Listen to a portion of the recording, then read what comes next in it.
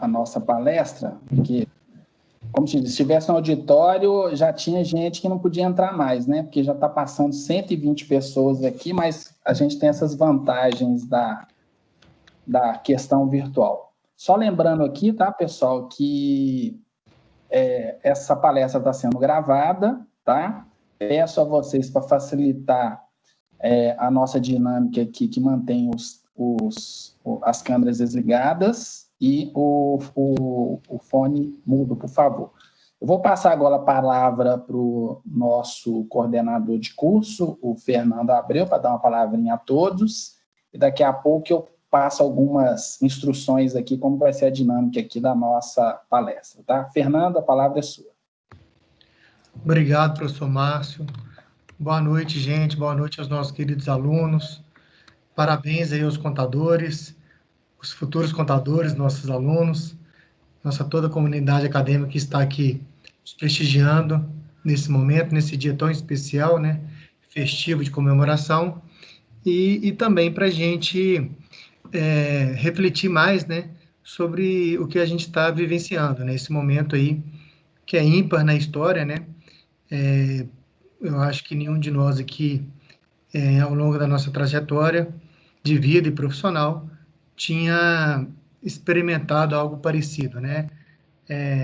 Essa transformação que as empresas e os profissionais, né, estão passando em função desse contexto da pandemia, né? Tanto a nossa vida pessoal como profissional sendo aí impactadas e transformadas de uma forma visceral, né?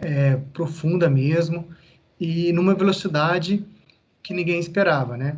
Mudanças que talvez serão feitas ao longo de 5 até 10 anos, tiveram que ser implementadas e realizadas em 2, 3 meses, em um mês, né? Alguns casos até em semanas, para dar um retorno, né? Esse contexto que nos foi imposto por uma força incontrolável, né? E mundial.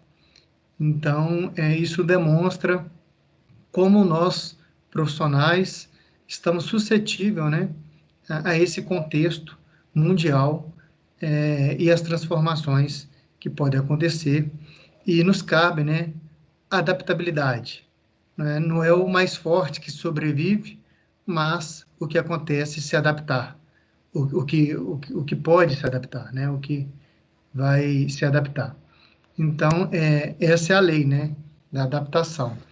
E os profissionais, né, da área contábil financeira que conseguiram se adaptar a esse novo contexto de uma forma mais rápida são os que estão aí fazendo o negócio crescer, desenvolver e se desenvolvendo também profissionalmente.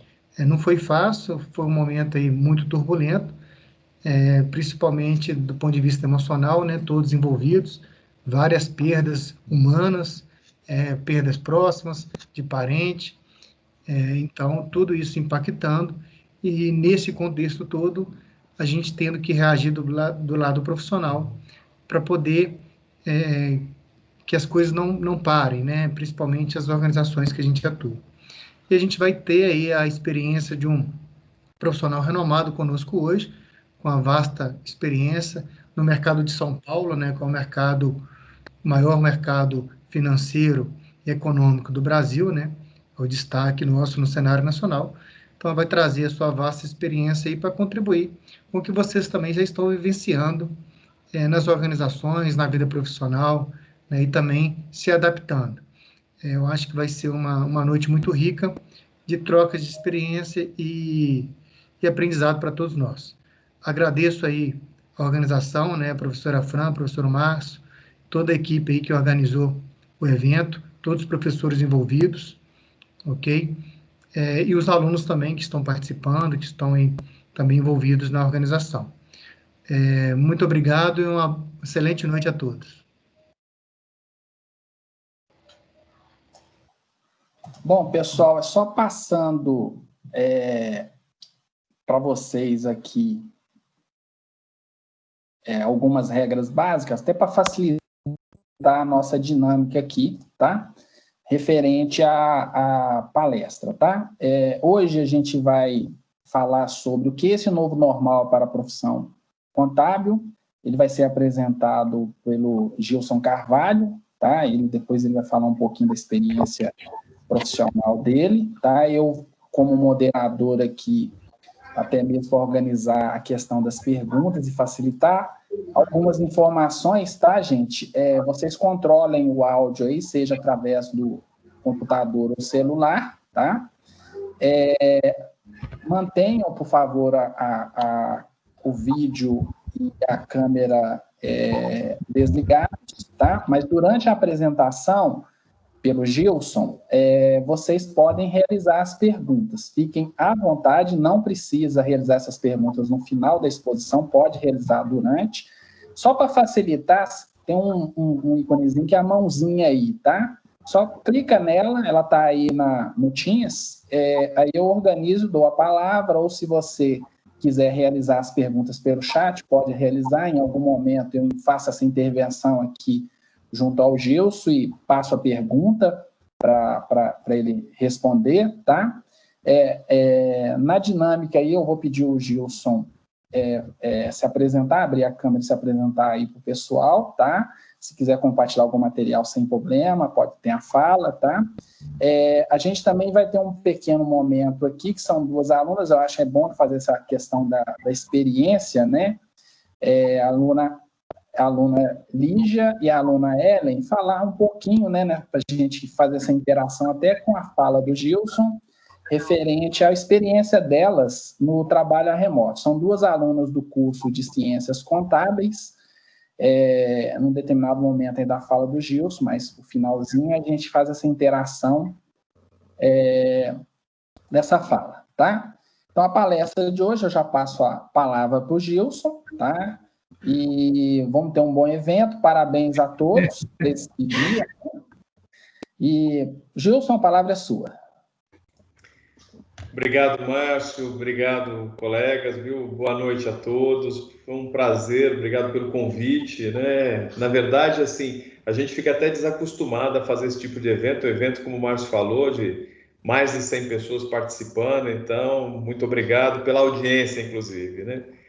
Isso daqui é a prova do nosso novo normal. Mas, como o Márcio disse, deixa eu falar rapidinho de mim, né? Eu trabalho na área financeira há muito tempo, eu tenho mais de 35 anos de carreira, comecei no setor financeiro, comecei em banco, né? Desde cedo eu sou técnico contábil de formação da época de técnico contábil, depois fiz direito, fiz contabilidade, fiz administração, algumas pós-graduações e fiz mestrado em economia, né? Então eu sou mestre em economia. E na carreira profissional passei por bancos, por muitos bancos que vocês não vão nem lembrar porque a maior parte não existe mais, mas entrei no final dos anos 90 no banco da Fiat. O banco Fiat na época, que depois se transformou no banco Fides, né? Eu fui presidente do banco por alguns anos, depois fui diretor da Fiat na tesouraria e a parte de serviços financeiros para a América Latina. E há 3 anos atrás, depois de ter os meus filhos criados, achei que era hora de ver os meus pais. Recebi um convite para vir para São Paulo de um fundo de private equity, né, um fundo que compra e vende empresas, que estava montando um novo segmento, um segmento de infraestrutura na parte de rodovias, e eu vim para montar essa nova base de investimentos em infraestrutura. Hoje eu sou diretor financeiro de 3 empresas desse grupo, né? São as concessionárias de rodovias que, apesar da sede do grupo em São Paulo, as concessionárias estão no interior do estado, né? Eu trabalho agora, eu estou em Ribeirão Preto, na sede de uma delas, a Entrevias, mas nós temos a CART em Bauru, né? A concessionária Auto Raposo Tavares, e a Eixo, que é a nova, não sei se todos vocês acompanharam, mas o Pátria no início desse ano, né, que é o fundo de private equity que eu trabalho, o Pátria comprou num leilão o que a gente chamava de lote PIPA, né, Piracicaba Panorama, que são 1.200 quilômetros que atravessam o estado de São Paulo, ali perto de Campinas, vai até a fronteira com o Mato Grosso, e montamos a maior concessionária de rodovias do estado e do país, né, a maior quilometragem aí direto de rodovias. Hoje somos o maior operador privado de rodovias do estado de São Paulo, com 2.500 quilômetros sob gestão. E, como dizem os colegas, nós estamos começando. Tem muita coisa aí para a gente fazer. Então, hoje eu sou diretor financeiro das 3 empresas, né? Nós criamos um centro de serviços compartilhados, criamos uma estrutura de plataforma para novos negócios e cada das concessionárias tem um grupo de diretores que toca o dia a dia operacional. Eu centralizo o financeiro de todos e eles cuidam da operação, né? É bastante interessante para quem vem de uma carreira como a minha, porque, como eu disse, eu fui bancário, então eu vim de um desenho que era prestar o serviço do lado do emprestador e avaliar o risco por esse lado, e acabei me tornando, do outro lado, o tomador, né? Então, hoje eu sou um tomador de recursos de longo prazo, exatamente para fazer investimentos que hoje, considerando o momento atual, montam aí mais de 15 bilhões de reais nessas 3 concessionárias. Tá? Então, eu creio que é um belo desafio e algo que eu acho bastante interessante. Eu respondo pelas áreas aqui, até para a gente falar um pouco do novo normal, vocês vão entender um pouco como fica a minha vida. E acho que isso daqui vale para a gente dividir bem as experiências. Eu cuido de recursos humanos, cuido de finanças, de administração como um todo, de compras, de TI, e cuido também de toda essa parte do jurídico e regulatório. Então, é uma área bastante grande, com muita gente embaixo. Eu tenho alguma coisa como 140 pessoas que trabalham comigo. Das 140, a minha primeira linha tem 10 pessoas. E digo a vocês que talvez a área mais sensível aí que nós tivemos para aprender essa nova situação, esse chamado de novo normal, sei lá se será realmente o novo normal ou não, a parte mais difícil de enquadrar foi a parte contábil. E não porque a dificuldade do trabalho do contador à distância, do contabilista, do auxiliar contábil, do técnico, de quem quer que seja, mas efetivamente porque nós ainda nos envolvemos, apesar de SPED, nos envolvemos com muito papel ainda, com muita coisa que era manualizada e que nós tivemos que manter times ainda para receber nota. Ainda tem muito, eu tenho muitos fornecedores no estado de São Paulo e muitos prestadores de serviço. As prefeituras, por mais que estejamos em São Paulo, não estão todas automatizadas e informatizadas. Tem bancos, tem prefeituras que ainda recebem suas contas só no Banco do Brasil ou só na Caixa Econômica, criando dificuldades enormes para a tesouraria fazer recolhimentos. Não conseguem emitir guias à distância, tem dificuldades mil aí. Então, a nossa área contábil, apesar de nós termos tomado todo o cuidado para poder fornecer a estrutura para os times trabalharem em casa, ainda passamos por uma dificuldade de ter uma adaptação muito mais longa. O que eu digo de mais longa? Talvez eu tenho hoje alguma coisa como umas 110 pessoas em casa, mas vocês percebem, das 130 que eu disse que tinha, quer dizer, tem aí 130, 140, tem umas 30 que tem que trabalhar, que tem que vir e vem para poder dar suporte para o restante, né? Tem alguma coisa aí de informática que está por aí, dando esse suporte daqui, porque a rede de trabalho, os servidores estão nas sedes, né? Tem mais um pessoal aqui que faz toda a parte de conferência das notas fiscais, autorizações de faturamento, né? Que nós chamamos de medição.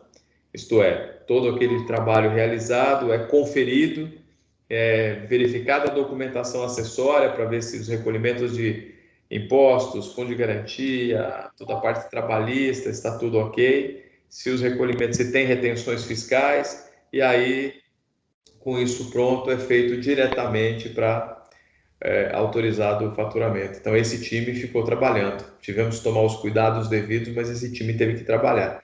O restante, o pessoal de controladoria, todo o pessoal de contabilidade como um todo, teve a condição de trabalhar em casa. Mas o que eu posso dizer para vocês sobre esse novo momento?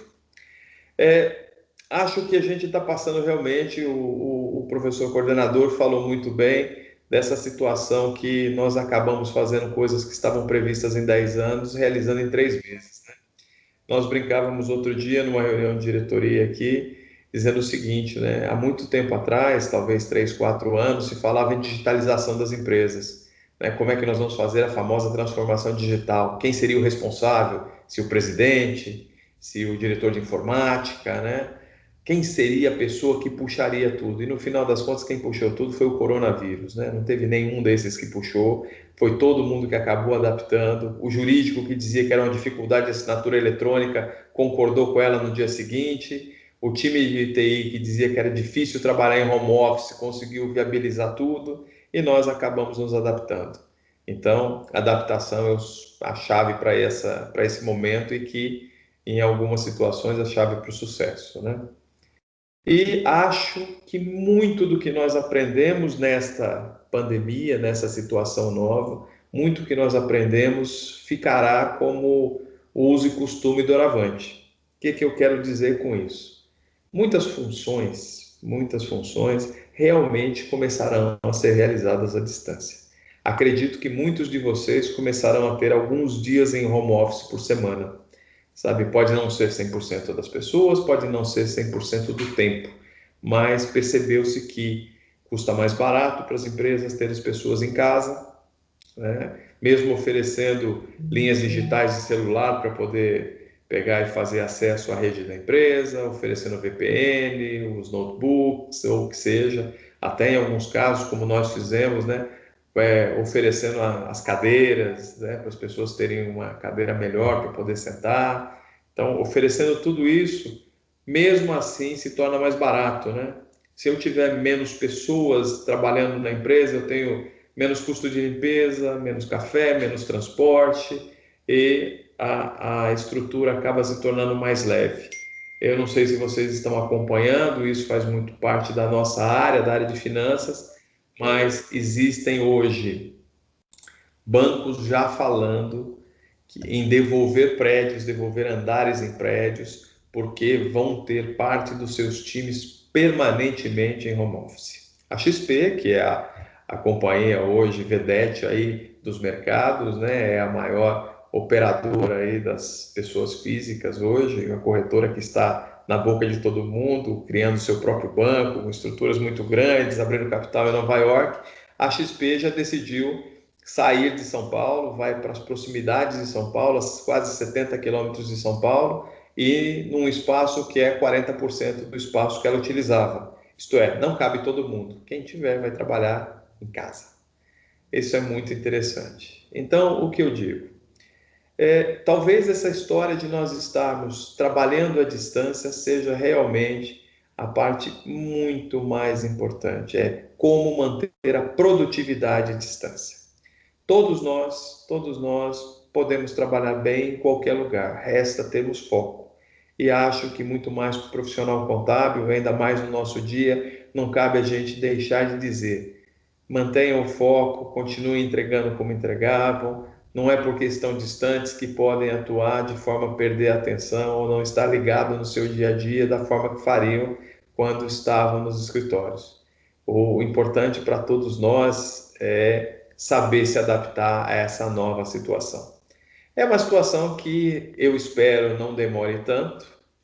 Acho que a gente está chegando em duas condições interessantes. Acho que a gente chega a uma situação específica de imunidade de rebanho em alguns lugares, como o pessoal já está comentando que aconteceu em Manaus, né? Um número muito grande de mortos e depois você teve uma redução nos casos, então isso já começa a acontecer, mas a vacina que chega daqui a pouco. Estando com os cuidados em dia, sem dúvida, uma boa parte das pessoas vai ser protegida por essa vacina. É um recorde na história da humanidade o tempo de desenvolvimento de uma vacina para uma doença que nós conhecemos há menos de um ano. Se vocês pensarem bem, os primeiros casos em Wuhan começaram em novembro do ano passado e dali foram vindo para o lado do oeste até chegar à América, né, no decorrer de poucos meses. Muitas vidas se perderam, infelizmente, mas a humanidade nunca foi tão rápida para desenvolver uma solução. Uma outra coisa interessante, se falava muito do efeito disso, do efeito desta pandemia na economia e que isso afetaria os empregos e afetaria também a condição de renda de todos os países. Bem, ao final da feira, e nós estamos aí há 6 meses, 7 meses aí praticamente nesse estado de pandemia, mas se vê duas coisas. Realmente o desemprego vai aumentar por uma razão óbvia, né? O setor de serviços sai muito prejudicado. Você vê ali o pessoal que trabalhava em restaurantes, que ficaram fechados muito tempo, em pequenos comércios e tudo, esses realmente não têm muita escapatória, acabarão sofrendo até porque não tinham estrutura financeira suficiente para sobreviver. Mas os governos fizeram muito esforço no mundo inteiro para tentar evitar a situação de quebra maior ou de perda de renda. Essa foi uma situação onde eles colocaram dinheiro nas economias, mas muito dinheiro nas economias. As taxas de juros nunca estiveram tão baixas no mundo todo. Vide Brasil a 2%. Eu, com mais de 35 anos de história de mercado financeiro, nunca tinha visto uma taxa de juros inferior a 9%. Até a Dilma, que chegou a 7,25%, de forma errada à época. A taxa voltou a subir e hoje nós estamos a 2%, algo impensável. Uma taxa de juros negativa, né? Quem aplica hoje pensando em 2% para o próximo período de um ano, há de se lembrar que a inflação prevista é perto de 3,10%. Então nós estamos negativos em 1,1%. É a primeira vez na história do Brasil que isso acontece. Mas mesmo assim, as contas públicas estão complicadas, né? Porque para ajudar todo mundo, para criar esse auxílio emergencial, para criar esses apoios financeiros feitos às empresas via empréstimos a taxas mais baixas e tudo, o governo entrou numa situação bem complicada. A dívida pública saltou violentamente, não sei se vocês acompanham, mas nós estamos aí batendo 95% de dívida bruta, né? Esse é um número nunca antes visto nesse país. Isso coloca em risco algumas situações, efeitos que vocês viram nesses dias da bolsa e do dólar, por quê? Não só pela instabilidade externa, mas por uma grande dúvida interna. É quem é que vai ficar aplicando dinheiro em títulos públicos necessários à rolagem e à manutenção do tesouro, né, com uma taxa de 2%. Isto é, está se fazendo uma queda de braço muito grande para que a taxa suba e ela vai acabar subindo. Vai subir porque a inflação começa a dar alguns sinais daqui a um período de um ano e tudo, e vai porque é necessário até para a economia para que não tenha um desabastecimento aí por um excesso de demanda, né, um crédito complicado. Então, o que acaba acontecendo? Nós estamos vendo situações muito interessantes e a colega colocou aqui fuga para a qualidade, mas posso fazer um comentário? Ainda não é a condição da fuga para a qualidade, é o contrário. Num caso como esse, em especial com as taxas de juros baixas, não acontece nem a condição de fuga pela qualidade, porque o pessoal entrou na bolsa. Você está com 3 milhões de pessoas aí na bolsa de valores e você começou a financiar outros quesitos. Isso daqui está viabilizando muita coisa. Mas o importante é dizer é que a fuga para a qualidade não começou ainda porque não apareceu o risco, que é o risco de não pagar, que normalmente acontece.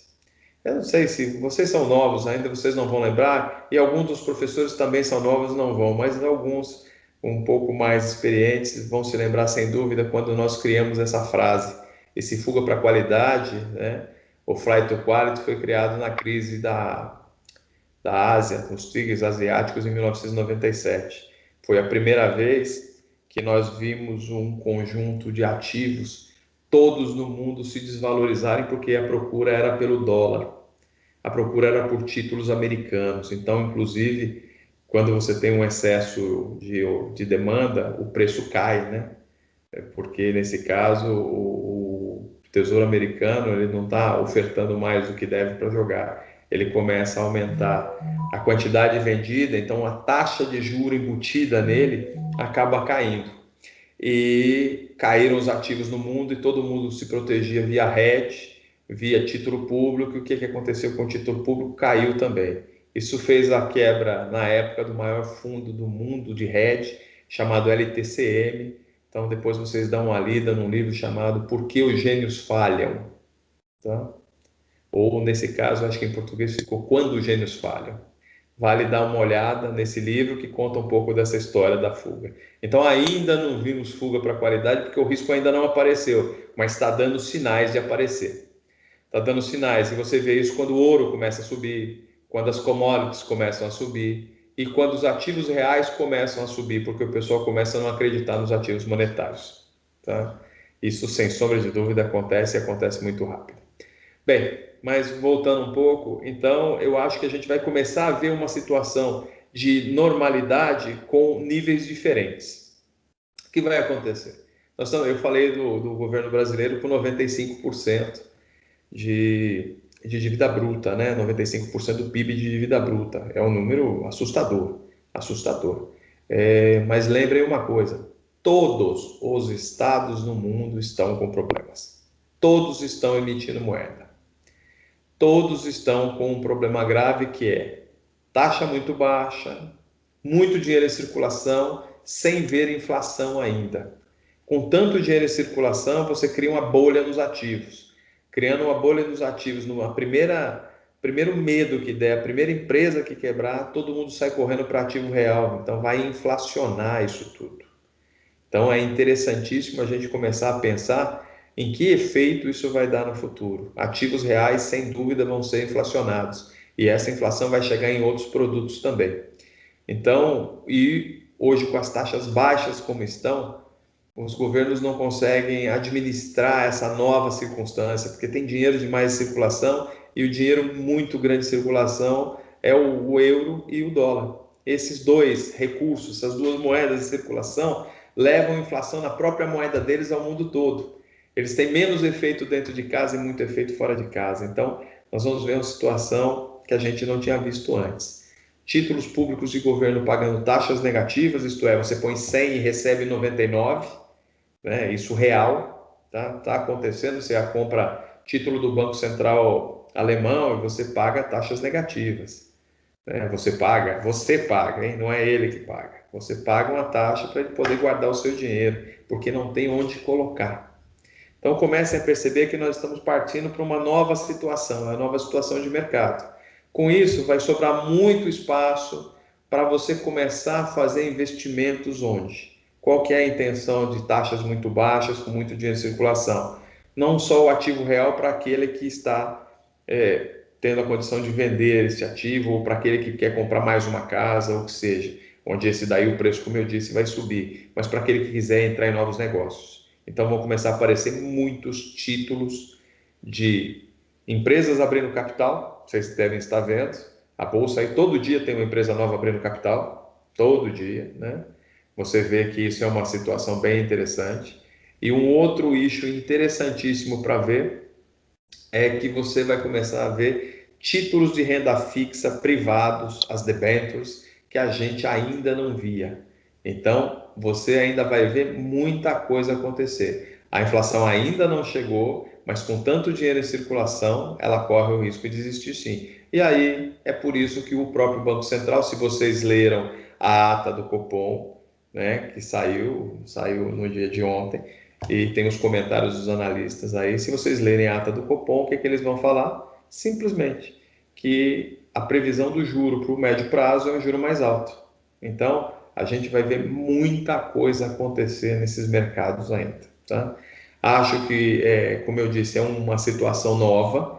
Você via antes as crises por causa de dívida estarem localizadas como aconteceram as crises por causa de 2008 na Europa, onde os países quase quebraram, né? Você teve situações como a Grécia, a Espanha, Portugal, a Islândia, a Irlanda, né? Com problemas financeiros sérios. Você teve os Estados Unidos com a derrocada do sistema financeiro, as grandes empresas quebrando, a GM quebrando, né?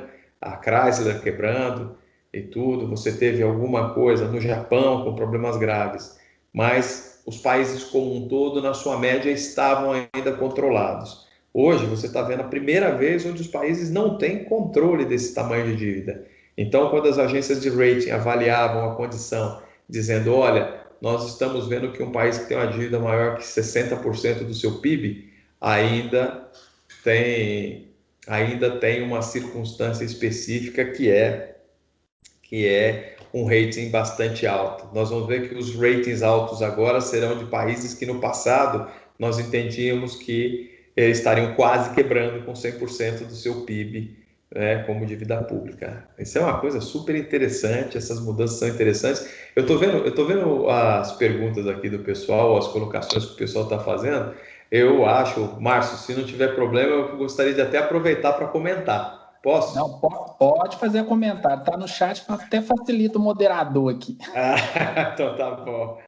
Não, nós não vimos ainda, o colega Gabriel falando aí se nós vimos os valores inflacionados, né? Os produtos de uso e consumo já estão tendo aumento, é verdade, mas você ainda vai ver mais. Nós estamos vendo pouco ainda sobre isso.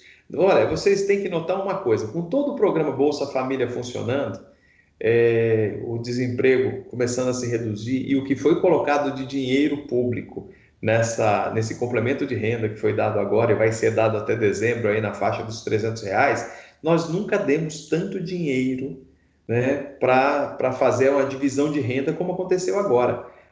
O Brasil não teve perda do índice de Gini, mesmo com a atividade econômica indo para baixo. A expectativa é que seja o melhor programa de distribuição de renda da história. Da história. É inacreditável esse tipo de coisa, né? A Núbia está fazendo aqui, olha, me perdoem, se às vezes tá mal para ler, às vezes que eu estou ficando velho, sabe como é? A gente vai ficando meio cego. Agora é o momento de que estamos vivendo, é viável investir em tesouro direto?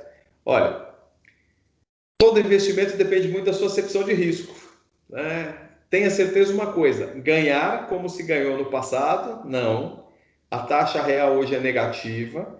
Talvez se você comprar alguma coisa com IPCA mais juros, você pode ter algum ganho no futuro. Mas lembre o seguinte: tem um risco enorme aí da taxa de juro futuro subir. Se ela subir, você comprar um título hoje a 4 e a taxa for a 7, você vai perder se quiser revender isso antes do vencimento. Então, cuidado. Vocês, contadores e futuros contadores, devem conhecer um negócio chamado marcar a mercado. Quando a taxa de juros sobe, quem tem o estoque é marcado a mercado, não é? O estoque de títulos é igualzinho um estoque de produto. Então, o que vai acontecer? Você vai investir hoje em renda fixa longa, que é a única que te paga alguma coisa melhor, e vai acabar tendo perda. Então, se você não quiser, ao menos perder dinheiro, pense que talvez valha a pena ficar no curto prazo e buscar uma opção melhor. Poupança rende 70 do CDI? O CDI está a 1,90, mas a Selic está a 2, né? E vai depender muito, em algum momento o CDI pode subir um pouquinho.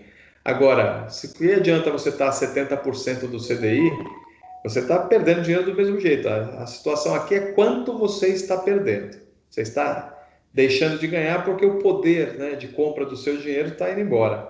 Então, pessoal, eu acho que é assim, toda vez que você está fazendo um investimento, e aqui, Gabriel, investimento em tesouro pós-fixado é esse que eu acabei falando. Você compra 4 mais IGPM e o juro sobe para 7, como está sinalizando o juro para daqui a 5, 6 anos, o que vai acontecer? Você vai perder dinheiro, exceto que você segura o seu papel até o vencimento sem revender, certo? Porque ele vai ser marcado a mercado, né? Então tem que pensar nisso. Mas importante dizer, né? Volto a esse conceito, que é um conceito super importante, é que hoje o dinheiro tem que ser muito bem pensado o que você vai fazer. Ir rapidamente para a bolsa, acontece muito isso. Isso daqui, nesses últimos 30 anos de mercado, a gente viu isso acontecer várias vezes. Vai lá o pessoal, a taxa está baixa, o cara fala assim, eu vou alongar o prazo. Alongar o prazo aumenta o risco, porque é uma mudança de taxa, muda o preço do seu ativo e você perde dinheiro. A outra coisa, eu vou para a renda variável. Muito bem. Ir para a renda variável é comprar ações, comprar algum outro tipo de investimento. Quando você entra nisso, você tem que avaliar a empresa, porque normalmente você vai lá, o dia que sai lá na capa da Veja ou de qualquer revista, no blog, no Twitter, o cara falando assim, puxa, a Bolsa foi o melhor investimento do ano. Vejam bem o que eu falei, foi o melhor. Não quer dizer que continuará a ser o melhor. Normalmente, períodos de grande elevação de rentabilidade na bolsa em qualquer ativo levam a um momento de desvalorização posterior para a realização dos ativos. Então, o que acontece? Entrar nesses momentos gera normalmente problemas. Você corre o risco de perder dinheiro. Depois você vai para uma outra, debentures. Vamos comprar debenture. Eu acho um grande investimento. Qual é o grande problema? Todo mundo lê o catatal de detalhes da oferta pública. Porque para comprar alguma coisa que você está no meio de um projeto ou de um investimento, você tem que analisar. Ainda mais contabilidade, administração, economistas, advogados, tem que ler, né? Para entender onde é que estão entrando. Qual é o grande problema? A maior parte do pessoal não lê. E aí não sabe onde está. Vocês ouviram falar da Rodovias do Tietê? A debênture que foi um sucesso há 5 anos atrás e agora está com um grande problema por causa de uma situação de quórum? Acho que não, né? O que acontece? Venderam um papel no que a gente chama de instrução 400, uma debênture para pessoa física. Venderam para mais de 15 mil pessoas. E a empresa teve um problema financeiro e precisou fazer uma assembleia de debenturistas para fazer uma mudança no critério de pagamento do contrato, né, de debêntures. O que acontece? Estava escrito no corpo da escritura de emissão que mudanças nas características da debênture somente poderiam acontecer com 100% do quórum. Vocês já viram alguma coisa ter 100% das pessoas votando ou indo lá presencialmente para votar? Primeiro que você teria que alugar um estádio de futebol para as pessoas irem, né? Segundo, você não acha todo mundo. Nem os bancos que tem, o cara morre, está em inventário e tudo, e não conseguiram fazer a tal da Assembleia de Debenturistas. O que aconteceu? Teve que pedir recuperação judicial, num setor onde isso não seria um problema, porque esse setor é muito resiliente. O que acabou acontecendo? A empresa teve que pedir recuperação para poder, na recuperação, fazer a mudança que ela ia fazer na debênture. E aí, quem acabou se prejudicando? Quem tinha o título na mão, o título micou, né? Agora vai esperar a recuperação para poder receber. Podia estar numa situação diferente. Tenho certeza que quem comprou não leu, ouviu o assessor de investimento falar, olha, está pagando uma bela rentabilidade. Só esqueceram que a equação que vocês aprenderam sempre é que maior o risco, maior retorno, né? Então tem maior risco. E o pessoal não pensou nisso, tá? O que é isso? Fernando, é isso aí mesmo. Sabe por que é uma pegadinha? Porque o pessoal não lê. Então, antes de tudo, analisem o que estão fazendo. Não tenha pressa para entrar nos produtos. Não, você quer ganhar alguma coisa? Pense no risco que você tem. E se tiver uma outra oportunidade, sei lá, num imóvel, num bom título, alguma coisa que não paga imposto de renda, porque agora há pouco a colega falou da poupança rendendo 70% do DI, né? Aí você fala, puxa, eu vou aplicar num CDB a 100% do DI, e esquece que tem 20% de imposto de renda, né? Então, tem uma série de itens aí importantes para serem considerados quando você vai investir. O mercado financeiro hoje é uma coisa que a gente nunca viu desse jeito. Você não tem oferta no Brasil de títulos que te garantam rentabilidade real, sem risco, como acontecia no passado. No passado você não se preocupava, você aplicava. Quem era aplicador vivia de renda. O rentista não terá tanto espaço como teve no passado. Por um lado, para o Estado, enquanto não vem uma situação inflacionária, é bom. Numa situação inflacionária, não deixa de ser bom também. E aí, por que acontece? Vamos ver os colegas que estão interagindo. Por que o Estado ganha alguma coisa quando tem inflação, hein? E quando a taxa é negativa, vocês conseguem dizer? Sabe por quê? Porque ele paga uma taxa menor do que a desvalorização do dinheiro. Então, no final das contas, o custo dele, em termos reais, acaba sendo menor. Então, ele reduz o tamanho de dívida, certo? Ele reduz o tamanho de dívida e ele reduz o tamanho do carregamento. Porque, veja, quando tem inflação, ele arrecada normalmente pela venda, não arrecada? Pelas receitas. Muito bem, isso é no Brasil, IPI, CMS, etc. O que acontece com a arrecadação dele? Se a taxa de inflação for maior que a taxa de juros, como se espera agora, tendencialmente ele vai arrecadar mais do que ele paga, por exemplo, de juros. Então ele está fazendo uma arbitragem positiva, né? Ele ganha dinheiro. Ele ganha dinheiro com isso. Então o maior interessado em momentos como esse, em situações de taxa negativa, é o Estado, porque ele começa a equilibrar a conta dele, certo? Ele começa a fazer essa dívida de 95% ser vista não como uma dívida, aspas, ruim, como uma dívida grande, mas totalmente controlável. É lógico que isso tem limites, tá? Não dá para você pegar aí ao extremo de dizer, olha, eu vou viver o tempo todo fazendo isso. Mas, certamente, não é uma política ruim no curto prazo, tá? Então, voltando um pouco onde nós estávamos, essa é uma situação extremamente diferente nesse país. A gente não viu isso antes.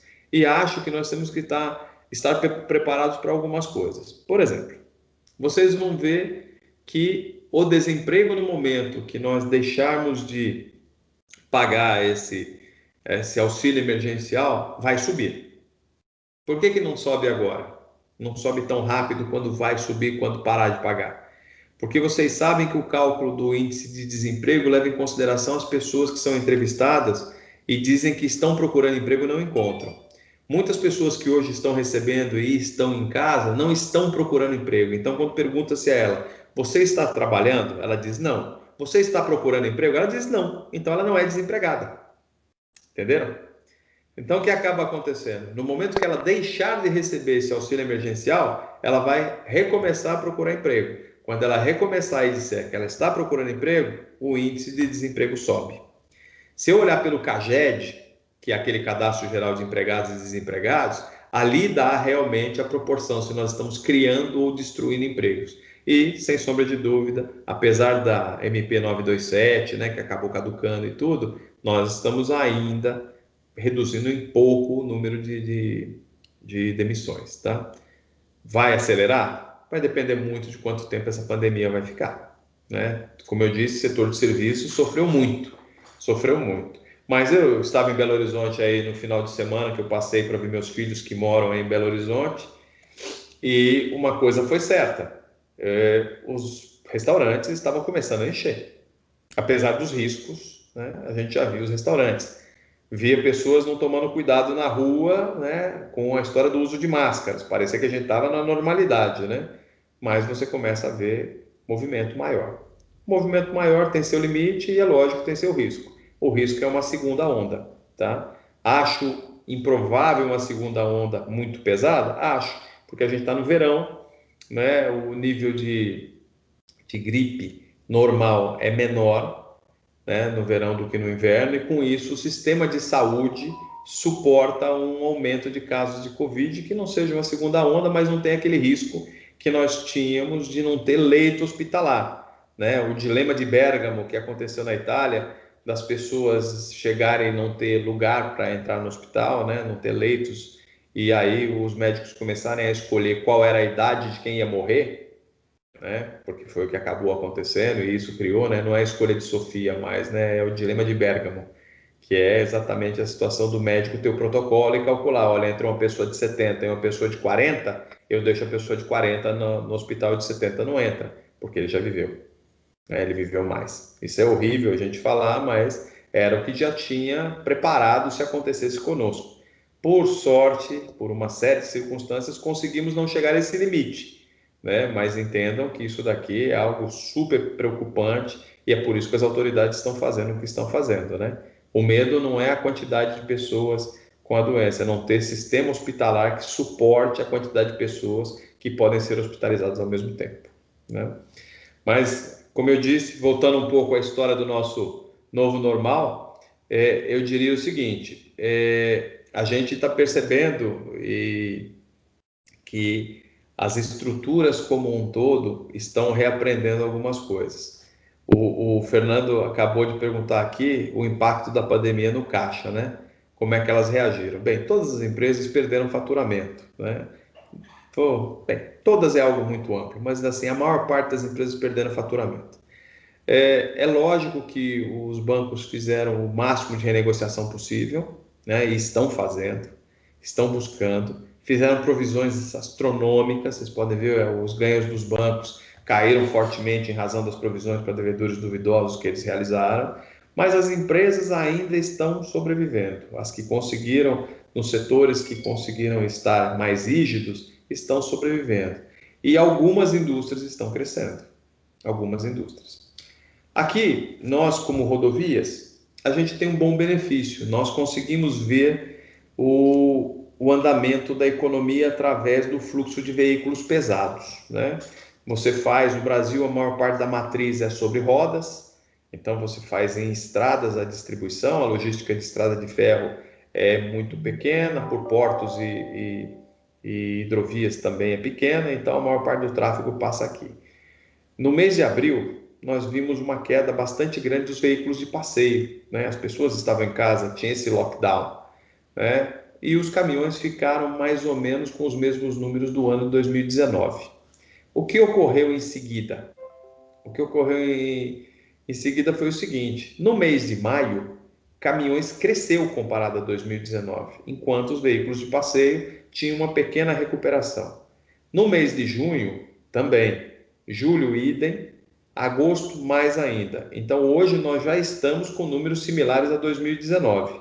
O setor alimentício cresceu, mas sabe que setores cresceram? Eletroeletrônico. Nunca se vendeu tanto pela internet, né? Porque todo mundo que compraria no varejo normal passou para o comércio virtual. Esse comércio move setores logísticos, né? Então os caminhões começaram a andar. E aí, quando você fala daquela recuperação em V, né? Quer dizer, nós chegamos ao bottom, ao fundo do poço, estaremos retomando, é uma verdade. É uma verdade. Nós só tivemos um mês com o problema realmente de estar no fundo do poço. O restante, houve uma recuperação muito forte. Muito forte. E está acontecendo. Para vocês terem uma ideia, o feriado do 7 de setembro bateu recorde histórico de tráfego nas estradas de São Paulo. Histórico. Quer dizer, além das pessoas terem buscado sair das cidades, né, de São Paulo, de Campinas, das grandes cidades do estado, o volume de caminhões nas estradas também era muito grande. Era muito grande. Então, o que eu posso dizer? Claramente, a gente viu que existem impactos grandes nas empresas que demorarão a se recuperar, sem dúvida, elas vão demorar realmente para se recuperar. Do outro lado, algumas não vão sobreviver, principalmente esses setores de serviços que tinham pouca estrutura financeira por trás. Infelizmente, vai ter uma quantidade grande de empresas que vão ter problemas. O crédito vai ficar apertado por alguns anos, porque você vai ter que renegociar essas dívidas e postergar, mas aqueles que saíram, pelo menos estáveis, aqueles vão ter muita oportunidade de negócio, porque o mercado deve ficar temporariamente menor e depois começar a se recuperar. E aí você vai ver esse impacto de caixa sendo minimizado com o aumento de faturamento um pouco mais à frente. Tá? Posso dizer que, efetivamente, a gente está vendo, nós estamos vendo aí um dia a dia com movimentos bem grandes, com fila em praça de pedágio. Fila em praça de pedágio em horário de pico é situação normal, né? E nós estamos aqui nessa região do estado de São Paulo, onde estou hoje, nós estamos aqui na cor amarela, né? A cor amarela é a terceira do efeito de recuperação, a gente não chegou no verde ainda. Então, por exemplo, o shopping não abre aos domingos, né? Os restaurantes abrem só nos sábados, com as limitações, o shopping também não está 100% operante. Então, você está vendo muita coisa realmente acontecer, né? Setores, bem, o colega está falando sobre o setor de saúde, né? Que essas empresas estão investindo. Veja, depois da situação que você está vendo no país hoje, dá para pensar em ficar sem plano de saúde? Vão crescer. Esse setor, mais do que nunca, vai crescer, né? É um setor, claro, que vai crescer. Mas é o que eu disse, coisas que a gente diria que não teriam valor ou que teriam dificuldade em ganhar espaço. Quer uma empresa que cresceu muito? iFood, né? Imagina, todo mundo usa o raio do aplicativo. Olha a quantidade de motoboys que você vê passando na cidade. Então, você já percebeu que os aplicativos de comida, Uber Eats, todos esses foram muito bem. As Amazon, Submarino, Americanas, né? Outros que vocês começaram a ver que estão aparecendo muito até para a facilidade aí de você pegar e fazer as transações. Quem são? As carteiras virtuais, PicPay, Ame, né? Todas essas carteiras virtuais estão começando a aproveitar e entrar nesse espaço de fintech que apareceu. Já que você não pode ir nas agências bancárias, o número das contas correntes em bancos virtuais cresceu violentamente, né? O setor de comércio cresceu, sim. Só que o setor de comércio cresceu na medição que é feita pela Cielo. A Cielo mede não só o comércio de varejo rua, mas mede também o eletrônico. A maior puxada foi, sem sombra de dúvida, o comércio eletrônico. O comércio de rua estava super limitado, né? Estava super limitado. Agora ele começou a crescer. Os pequenos comércios sofrem mais, tem-se um monte de movimentos aí fazendo uma estrutura para você comprar localmente, para não deixar as empresas quebrarem, as pequenas empresas quebrarem. Elas estão com problema de caixa, os bancos estão segurando o que conseguem segurar. Essas, como eu disse, vão sofrer mais. Para frente, a gente vai ver uma outra grande mudança. Vocês não estão percebendo que a gente está no meio de uma revolução, né? Vocês conhecem, o colega está citando aqui, bem lembrado, o Pix? Ouviram falar? O Pix que vai entrar no ar aí agora entre outubro e novembro? Gente, essa história de comprar usando as carteiras virtuais, o QR Code e transferências a qualquer horário do dia e da noite vão ser a coqueluche aí para frente, tá? Percebam bem o seguinte, a opção de fazer isso é uma modernização do sistema de pagamentos brasileiro que existe na forma atual há quase 20 anos. Então é importante dizer que para nós será uma revolução. Você começar a pagar com o seu telefone vinculado a um código que pode ser o seu CPF, o número do telefone, etc., vai permitir que você pague e receba a qualquer horário. Você já pensou você passando numa praça de pedágio e com o seu telefone apontado num QR Code, você transferir o dinheiro em real time da sua conta corrente para a conta corrente da concessionária? Isso é uma coisa assim que parecia sonho, mas é uma mudança violentíssima, violentíssima.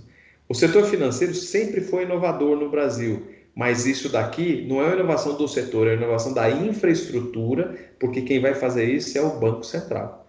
Outra coisa que vai acontecer, o número de bancarizados vai aumentar. Indiscutivelmente o número de bancarizados vai aumentar. E isso é um bom ponto. E isso é um excelente ponto, porque um dos itens importantes para você entender como funcionam os instrumentos e vocês ter acesso a eles para poder fazer a economia crescer, e os instrumentos capitalistas para a economia crescer estão ligados a crédito, é você ter acesso a um banco, ter acesso a uma instituição financeira. O Brasil tinha uma quantidade enorme, ainda tem, de não bancarizados. Nós estamos enxergando as cidades grandes, Belo Horizonte, Contagem, Betim, São Paulo, Rio, as pessoas têm acesso, mas tem muita gente que não tinha acesso nas cidades grandes e nas cidades pequenas. Então, isso daqui faz com que a economia como um todo tenha um potencial de crescimento maior. E vem mais coisa por aí, né? Com todos esses problemas, tem duas coisas aí para acontecer no Brasil importantíssimas. A primeira delas, a reforma tributária, que deve ser para simplificar, porque vocês mais do que ninguém conhecem que não é uma vida fácil, né? Essa história de calcular a quantidade de impostos com a quantidade de leis que a gente tem. Quem mexe com ISS, né? 5.400 municípios com 5.400 leis, o número de estados para ICMS, né? As variantes de PIS/COFINS e aí vão, certo? Como um grande problema. Então, simplificar, organizar, uniformizar isso é importante para facilitar a vida, né? Eu me lembro que na nossa época de Fiat eu recebi um colega americano que disse que tinha 20 pessoas no departamento fiscal dele. Eu tinha 200. Por quê? Para poder calcular, por exemplo, os ICMS, sabe? Era uma coisa assim absurda, absurda. A outra reforma importantíssima, o Pacto Federativo, né? Porque você tem que ajustar um pouco essa divisão de recursos e esses bloqueios que a gente tem hoje muito grande para aplicações obrigatórias, né? Tudo é aplicação obrigatória. No final, o governo não pode investir, na verdade, praticamente nada. Ele tem que ficar o tempo todo, né? O orçamento é uma obra de ficção, os valores das receitas vão superavaliados, da despesa aumenta sem saber se tem receita, aí não sobra dinheiro nenhum para ser aplicado porque tem travas constitucionais, então você tem que mudar realmente isso. E um outro item importantíssimo do Brasil, que é essa história da reforma administrativa. Tá? Isso vai ser uma bela de uma briga, existem grupos poderosíssimos que são contra, mas, gente, é importantíssimo, é importantíssimo. O Brasil tem um custo de máquina pública muito grande. Quando você está em crise numa empresa, você demite, você realoca as pessoas, você faz acordo e negocia salário. Aqui não, o governo federal tem problema, ele não pode fazer nada. Normalmente as pessoas, inclusive, têm aumento médio de salário por causa de carreira. Então está na hora da gente modernizar um pouco essas estruturas. Isso é importantíssimo para o país. Importantíssimo se vocês quiserem receber a aposentadoria de vocês um dia. Tá? Porque senão não vai ter com que pagar. Isso é um ponto importante. A conta não vai fechar. A nossa vida média, né? A nossa idade média está aumentando, a vida, né, a expectativa de vida também, e você vai ficar com a previdência muito apertada. Por isso que as reformas são essenciais em serem feitas como foram agora. Todo mundo acha ruim que vai ter que trabalhar mais anos, mas vai viver muito mais anos, né? Imagina quem se aposentou aos 40 e hoje tem 80, contribuiu 30 anos e já recebeu 40. Vocês querem fazer uma conta fácil? Eu comecei a trabalhar aos 14 anos. Eu tenho 53. Eu estou aposentado. A expectativa de vida hoje é perto de 80 anos. Se continuar assim, quer dizer que eu vou receber os mesmos anos que eu paguei, só que eu paguei um percentual e vou receber mais salários do que aquele percentual que eu paguei. O que vai acabar acontecendo? Alguém vai pagar o meu, certo? E não vai sobrar para pagar o de vocês. Esse é o ponto importante. A Europa já passou por isso e nós estamos chegando no mesmo problema, né? Mas eu acho que Franciele fez um comentário aqui sobre distribuição de renda, né, Franciele? É uma coisa interessante a informalidade e tudo. Agora, gente, qual é a melhor forma de você resolver os problemas de distribuição de renda? É modernizar o país, né? É dar chance para criar-se emprego, porque você não tem que fazer favor, não tem, sabe, as pessoas não têm que pegar e ganhar para ter mais filhos na escola e tudo. Eu acho que isso é uma condição temporária, mas você tem que fazer o país crescer. Se você não fizer o país crescer, sempre vai ter um problema de informalidade, de pessoas trabalhando, sabe, por subemprego e etc. A gente precisa pensar para frente, a gente não tem um plano de Brasil. O plano de Brasil é fazer o Brasil crescer. Esse que tem que crescer, e é crescendo que a gente consegue distribuir, né? Isso realmente é muito importante, né? Isso é muito importante. Eu acho que isso daqui vai ser dependente de um trabalho muito grande, mas muito grande, de modernização do sistema. Quer dizer, com impostos mais baixos para as empresas, com impostos corretos para quem tem renda, e não é só salário que eu estou dizendo. Tem muita gente que vive de dividendo e nunca pagou imposto na vida. Então tem muita mudança, grandes fortunas, sempre se falou, e tá aí, falou-se da esquerda no poder que ia arrumar tudo, a esquerda passou 14 anos no poder, não conseguiu pôr esse imposto para rodar. A direita com certeza não vai pôr, mas é a forma justa. Quem ganha mais, quem tem maior capacidade tributária, e vocês aprenderam isso, deveriam fazer o quê? Pagar mais impostos. Não é o que acontece, né? Então, isso precisa acontecer. O Wesley está falando aqui, um outro item interessante, falando dos bancos digitais, né? Em comparação com os bancões, com Itaú, Santander e Bradesco. E aqui eu vou fazer um link com aquela história da fuga para a qualidade. É verdade, tá esse monte de banco novo aí e tudo. Se você tivesse R$1 milhão hoje, sabendo que o Fundo Garantidor de Crédito cobre 250, você aplicaria R$1 milhão no Nubank ou no Santander? Boa pergunta, né? Quer dizer, o flight to quality ocorre assim, quando você enxerga um certo risco, o que você acaba fazendo? Indo para os bancões, é por isso que eles estão vivos. Porque banco é um negócio que faz o quê? Ele trabalha com confiança. Se você fechar um balanço do banco e for dar uma olhada, todo banco é quebrado. Agora, o banco que vai ter problema é o banco que você pega e não confia, porque o banco normalmente empresta dinheiro a prazos mais longos do que ele capta. Se a pessoa vai lá e saca o depósito à vista mais do que ele tem em caixa, ele não teria como pagar. Potencialmente ele é uma empresa quebrada, mas, né, o que acaba acontecendo, o que vale é confiança. Ontem uma das grandes quedas no mercado mundial foi porque 5 grandes bancos globais foram acusados de ter lavado dinheiro, trilhões aí em lavagem de dinheiro, e isso derrubou o mercado ontem. Não sei se vocês acompanharam, mas foi esse o grande problema. Formalização de emprego? Então, formalização de emprego, Franciele, sabe quando acontece? Quando a gente cresce e tem emprego para oferecer. A gente tem um pedaço grande para resolver aí, que é incentivar as empresas, incentivar a abertura de empresa, criar uma rede de proteção para as pequenas empresas e tudo. Sem sombra de dúvida, a melhor forma de tirar as pessoas da informalidade é dando emprego. O justo da história é o que é. O justo da história é que a pessoa tenha a oportunidade de trabalhar. Não adianta dar o peixe, você tem que ensinar a pescar, isso funciona. Então eu não sou contra você fazer as ajudas, eu acho que as ajudas têm tempo limitado. Você tem que ajudar o cara enquanto ele não consegue uma opção para trabalhar, mas você tem que dar emprego.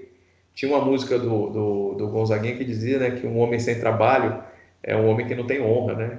E sem a sua honra, se morre, se mata. Então, importante lembrar isso, o homem precisa trabalhar, né? Tiago, de onde você tirou essa história que o Santander está ruim das pernas, rapaz? Falar uma coisa dessas daqui, dá uma olhada na lei do colarinho branco, você corre o risco de ser preso falando uma coisa dessa aqui. Você não pode falar sobre um banco. Com que você está falando que o banco está ruim das pernas?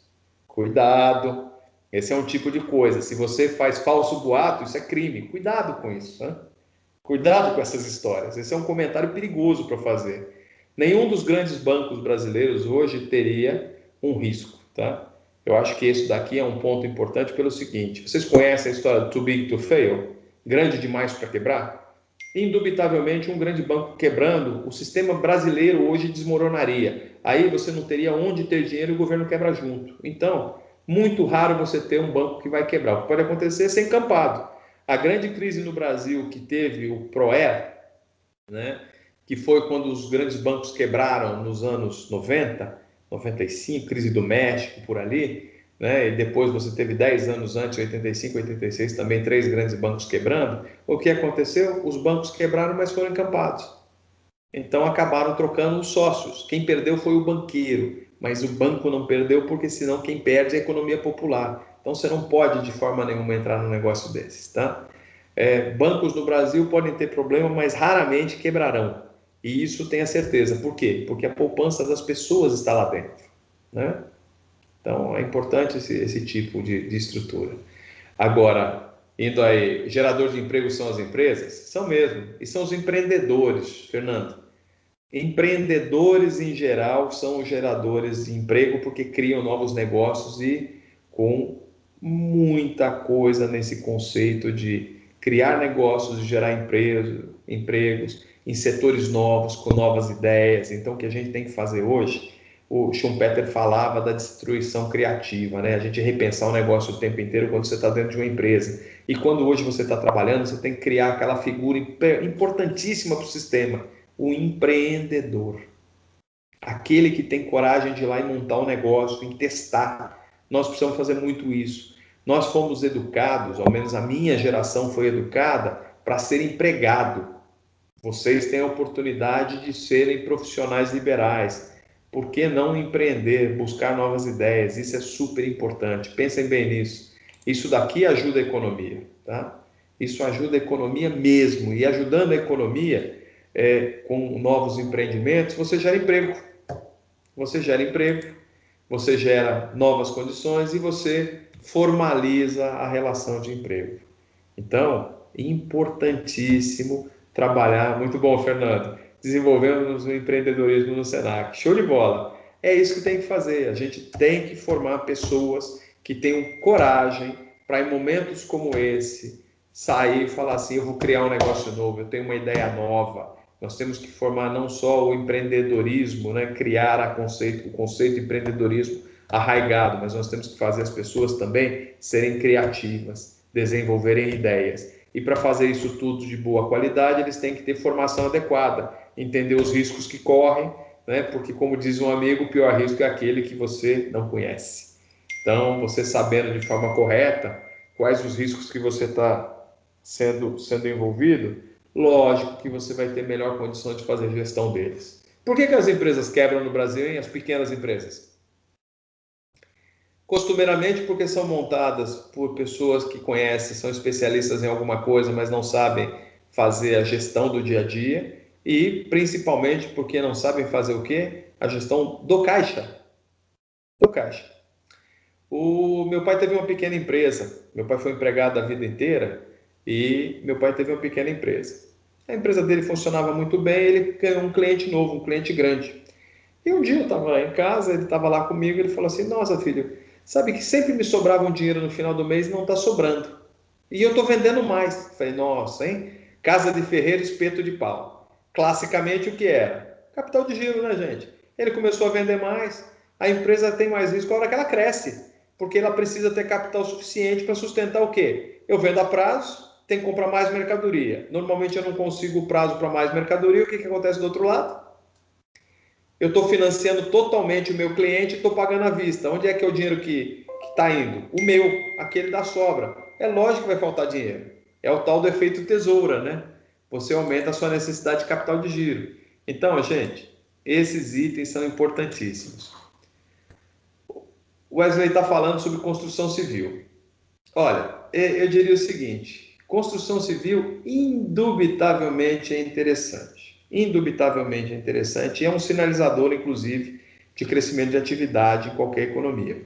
Um dos grandes sustentáculos de construção civil é a pessoa física, que vai comprar imóveis e precisa de crédito bancário. Então, quando o crédito de longo prazo aumenta, automaticamente você tem um aumento forte da parte de construção civil. Se o emprego está em baixa, a tendência é que você não encontre esse tipo de coisa acontecendo. Por quê? Apesar do déficit habitacional que tem no Brasil, existe um problema gravíssimo, que é o número de pessoas com capacidade de crédito. E com o aumento do desemprego vai ter menos pessoas com capacidade de crédito, porque o resto delas não são formalizadas, estão na informalidade. Então, a tendência é que nos próximos anos, quem faz imóveis residenciais tem um pouco mais de risco. Por quê? Porque os bancos vão dar menos crédito e isso vai fazer vender menos produto. Tá? Isso é bem claro.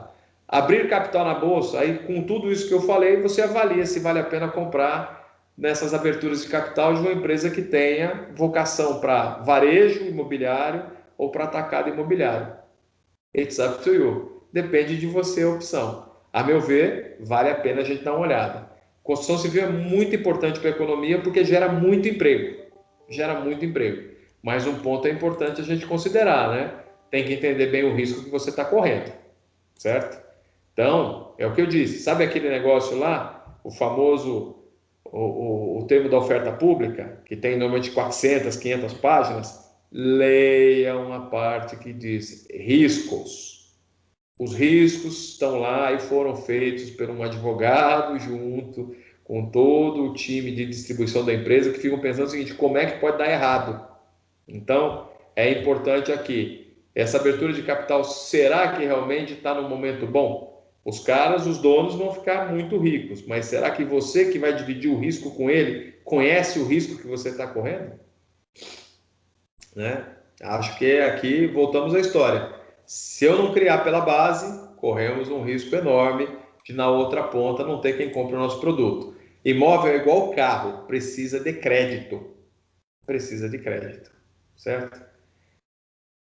O Márcio está falando aqui, alguns setores estão faltando produtos e mão de obra. É verdade.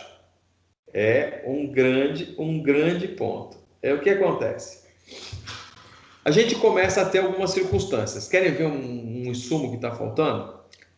Pensa assim, produto básico. O arroz, que aconteceu, né? Mudaram as situações de estoques reguladores. E em alguns setores específicos, o que está acontecendo é que não houve... Lembra que nós estamos saindo de uma crise, que foi a crise que bateu o país até 2017, quase, certo? Então, muita gente não está trabalhando com 100% da capacidade. O que acontece? O mercado está retornando na ponta de consumo, esse pessoal do meio ainda não chegou ao ponto de voltar à capacidade plena, então está faltando insumo. Em algumas indústrias, como por exemplo as indústrias especializadas, informática é uma delas, está faltando um insumo essencial. Qual é o insumo essencial de informática? Pessoas. Não é de agora que está faltando gente no mercado de trabalho. E por quê? Exatamente porque você está se especializando em comércio virtual, por exemplo. Está faltando gente nessas áreas. Sabe uma coisa que falta no Brasil? Engenheiro. Engenheiro falta no Brasil. O Brasil forma administradores, advogados, contadores, etc., mas forma pouco engenheiro. E engenharia é essencial para crescer país. A Coreia cresceu, a Coreia, vocês todos devem ter ouvido essa história já, mas vale ressaltar. Nos anos 50, depois da guerra da Coreia, a Coreia estava destroçada. O PIB brasileiro era 4 vezes da Coreia. Hoje, proporcionalmente, per capita, hoje o da Coreia é quase 4 vezes o do Brasil, né? Então, quem é que foi melhor aí nesse jogo? Lá formaram engenheiros, tá? E aqui eu estou atirando contra mim mesmo, eu sou advogado também, tá? Então, aqui formaram mais advogados. Então, tem alguma coisa errada aí nesse jogo, né? A gente está na hora de fazer uma melhor alocação educacional, formar melhor as pessoas, dar espírito empreendedor, e aí você vai conseguir, é claro, crescimento em uma série de áreas. Por que a gente tem mais dificuldades, por exemplo, em criar novos produtos? Porque a gente não forma gente que crie produtos, nós não formamos engenheiro, né?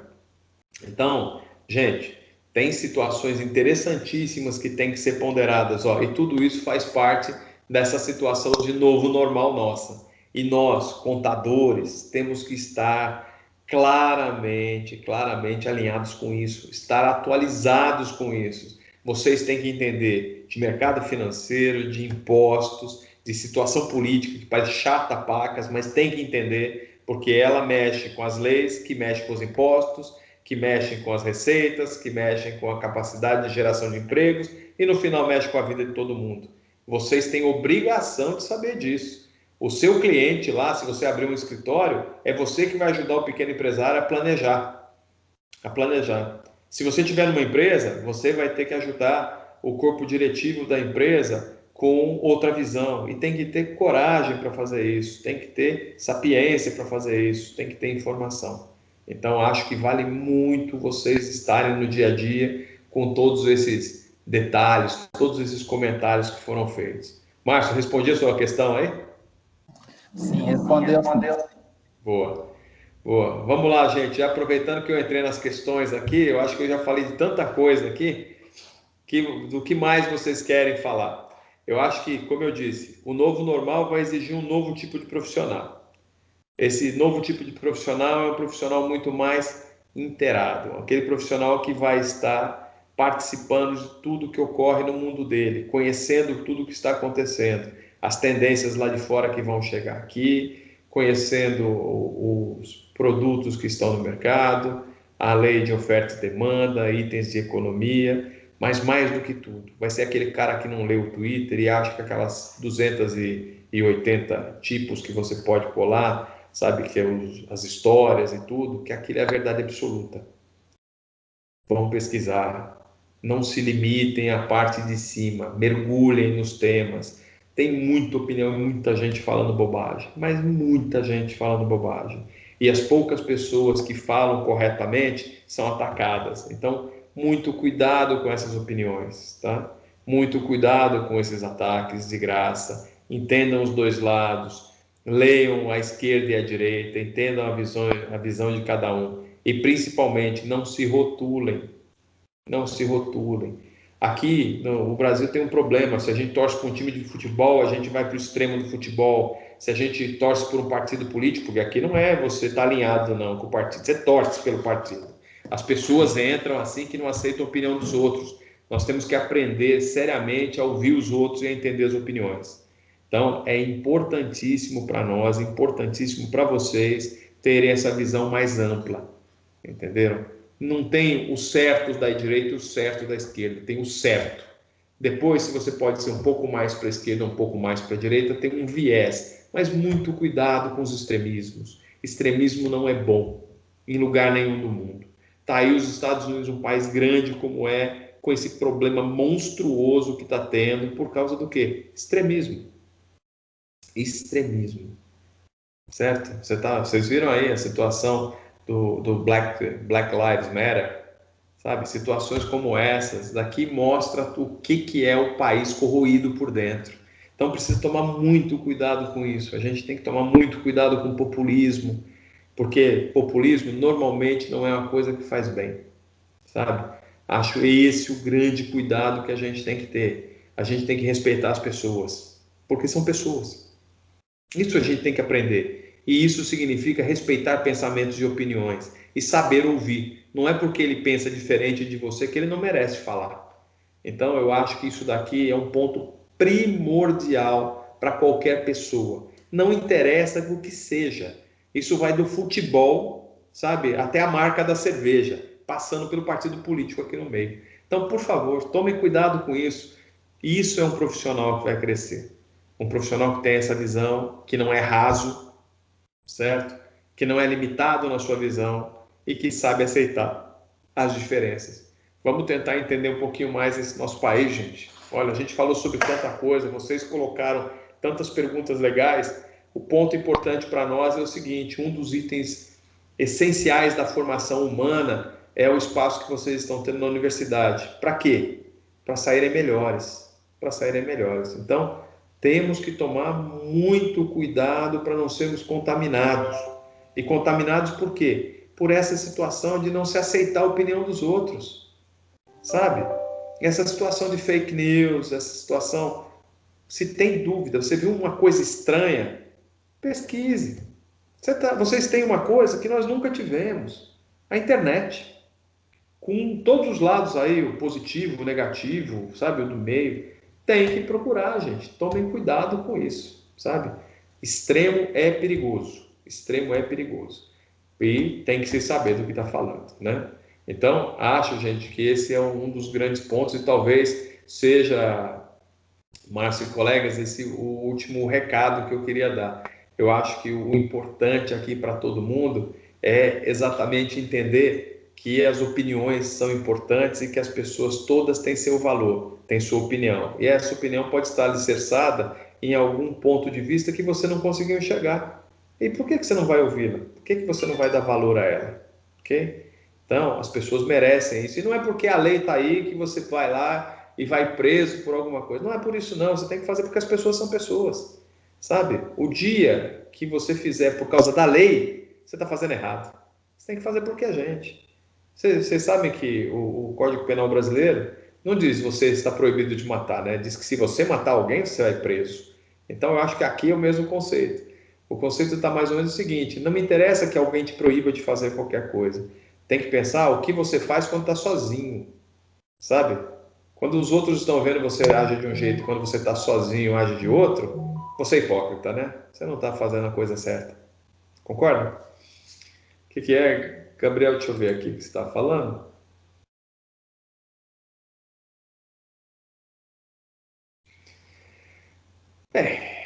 Gabriel, eu acho que quem não se adapta a home office, essa é a pergunta do Gabriel e eu comento, tá?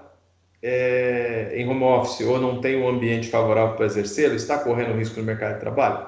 Posso ser sincero, se ele estiver entregando o que ele tem que entregar, eu acho que, é claro, o adequado é que ele tivesse um local adequado para desenvolver o seu trabalho, tá? Mas nem todo mundo tem um escritório em casa para desenvolver o seu trabalho. Normalmente, nós, em situações como essa, acabamos trabalhando na mesa da sala, na mesa da cozinha, no lugar que dá, com as crianças passando, quem tem filho pequeno, aquilo tudo. O importante é o seguinte: você consegue entregar? Se você consegue entregar como você entregava, ou até melhor, como tem acontecido com muita gente, acho que você não corre risco no mercado de trabalho, ao contrário. Eu acho que você ampliou a sua capacidade de trabalho, isso sim. Eu acho que aquele que ia ficar e trabalhar só no lugar onde ele estava, que tem a necessidade de estar ancorado na mesa dele no escritório, talvez esse corra um pouco mais de risco, porque, como eu disse, tem empresas que já estão dizendo que vão ter 40% do espaço, né? Se 40% do espaço não for preenchido pela área onde você estava, possivelmente você estará em busca de novos desafios logo, não terá lugar para você. Acho que esse é um ponto importante. Acho que a gente pode falar. Aproveitando você, que eu vejo muitas perguntas, que essa questão da bolsa, o pessoal querendo maximizar o retorno do capital. Eu vi uma onda muito, porque a Bolsa, a gente teve uma queda enorme num bom período agora. E agora a gente está vendo alguns ajustes de preços, né? Eu vi, assim, queria até que você colocasse a sua experiência, porque, querendo ou não, a gente como profissional da área contábil, a gente tem alunos, tem clientes, tem familiares, que aí te pergunta, compra Oi, porque o preço tá bom, compra Magazine Luiza, porque tá baixo, compra CVC, porque tá em queda agora, vai aumentar na frente. Então, assim, queria que você falasse um pouco essa questão até de escolha, que eu vi aqui no chat mesmo, de alunos uma fria, uma pegadinha, então bolsa não é bom para comprar. Eu queria que você colocasse um pouco da sua opinião e até mesmo para o público aqui, que eu sei que tem alguns convidados aqui, alunos e público externo, que tem essa curiosidade. Como que eu escolho? Para onde que eu vou hoje? Né? Em termos de eu ter uma sobra de recursos, para onde que eu vou? Qual o meu caminho? Eu queria que você colocasse a sua opinião de mercado aí. Tá bom, Márcio. Eu acho que essa daqui é uma coisa bem legal. Primeiro ponto importante quando eu falo de bolsa é saber se você tem se você está preparado para o tipo de risco que você vai correr. O brasileiro foi acostumado, ao menos o investidor, a ter sempre rentabilidade positiva, por mais que era menor que a inflação, mas todo dia o valor crescia, né? Eu tinha 10, amanhã eu tenho 10,20, depois eu tenho 10,30 e assim por diante. Entrar no mercado com bolsa de valores, e principalmente olhando todo dia, você pode ter surpresas desagradabilíssimas. Você pode ganhar no longo prazo e perder no curto prazo, né? Você pode, se você olhar no ano, você vai ter semanas onde você perdeu dinheiro, dias onde você perdeu dinheiro se você quiser fazer. Então, o primeiro ponto importante é conhecer o seu perfil de risco, né? Se você suporta ver variações nos preços do seu ativo. Esse eu acho que é o primeiro grande ponto. Então, os bancos hoje, as corretoras, os bancos, as fintechs, têm que fazer um estudo, é uma obrigação legal hoje, que é uma definição de perfil. É o perfil do cara que pode investir em bolsa, do cara que pode investir em dólar, em ouro e etc. Tá?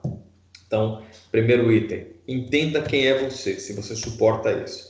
Se você é aquele que não suporta ver, você comprou Petrobras ontem a 31 e hoje ela está a 29 e você tem vontade de arrancar os cabelos, não entre nisso, que não é para você. Tá? Agora, se você é aquele que comprou hoje, vai olhar daqui a 15 meses, é outra história. Ok? Importante, existem vários tipos de investidor. Existe aquele investidor com a característica mais especulador, quer dizer, aquele que vai mais no curto prazo e está muito vinculado aos acontecimentos de mercado. Normalmente, esse é aquele investidor que tem tempo para fazê-lo e vive do mercado. Nós chamávamos esse cara no passado de scalper, né? Aquele cara que scalpelava mesmo, tirava a parte de cima do cabelo aí, da cabeça das pessoas. Por quê? Era o cara que se aproveitava das oportunidades, tá? É hoje que o pessoal brinca do day trader, o cara que compra e vende no mesmo dia, tá?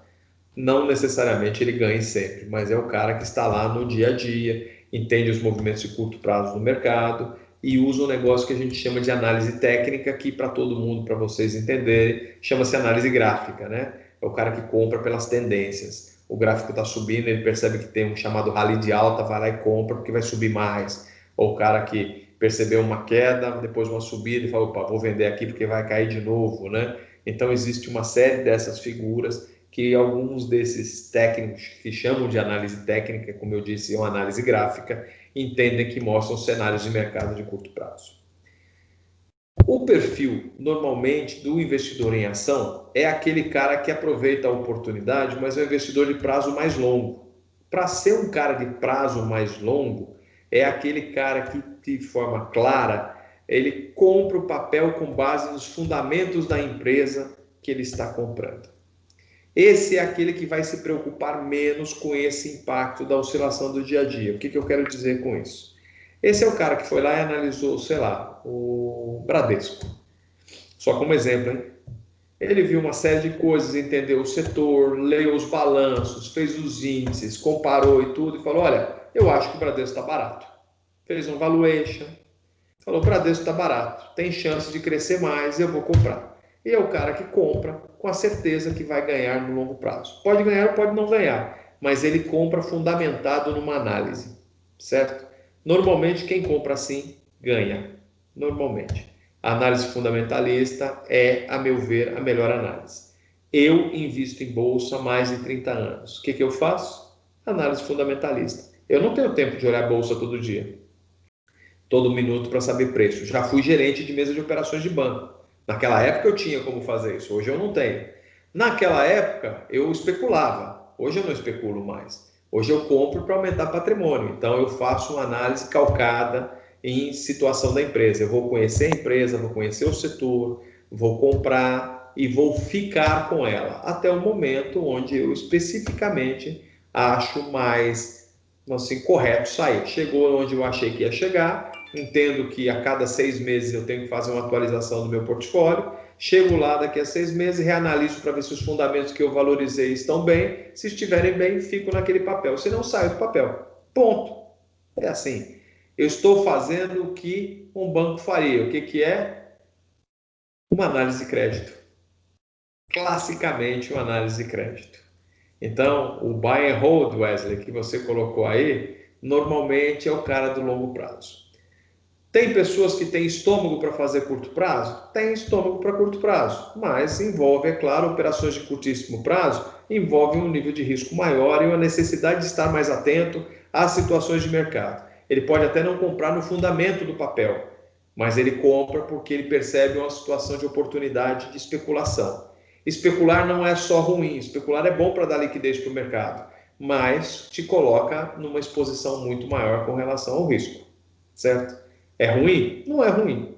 Não é ruim. Tem quem viveu disso a vida inteira e continua fazendo, né? Você vai pegar pessoas como o presidente do Conselho Regional de Economia de São Paulo, Luiz Barsi, é o maior investidor individual hoje do país. Ele tem um patrimônio de mais de 2 bilhões de reais comprados durante a vida toda em ações. Ele viveu com ações, certo?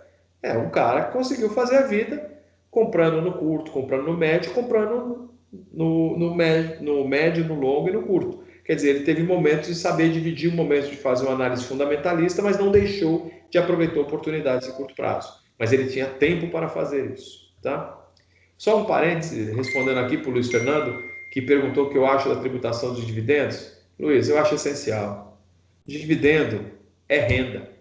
A empresa já pagou o imposto de renda, é verdade. A empresa pagou dela, mas eu, na pessoa física, não posso ser milionário porque a minha empresa pegou e já pagou dela. Tá? Eu tenho que pagar a minha cota também, como pessoa física. Ser isento no dividendo é uma coisa que beneficia os mais ricos. Eu, da mesma forma como eu recebo salário e sou tributado no salário, eu acho que é muito justo eu ser tributado no dividendo também. Tá? Tributação justa, acho que vale a pena. Justa porque não é que ele tem que pagar a conta toda, mas ele tem que pagar como os outros, né? Agora, voltando um pouco à análise. Dá trabalho fazer? Dá trabalho fazer. Gente, se vocês querem um negócio que não dê trabalho, desculpe, né? Vai pôr dinheiro na poupança. Isso não dá trabalho. Você vai ganhar pouco. É assim que funciona. Agora, quem quer ganhar muito, você vai montar um negócio, não dá trabalho? Então, faz parte do jogo, né? Dá trabalho.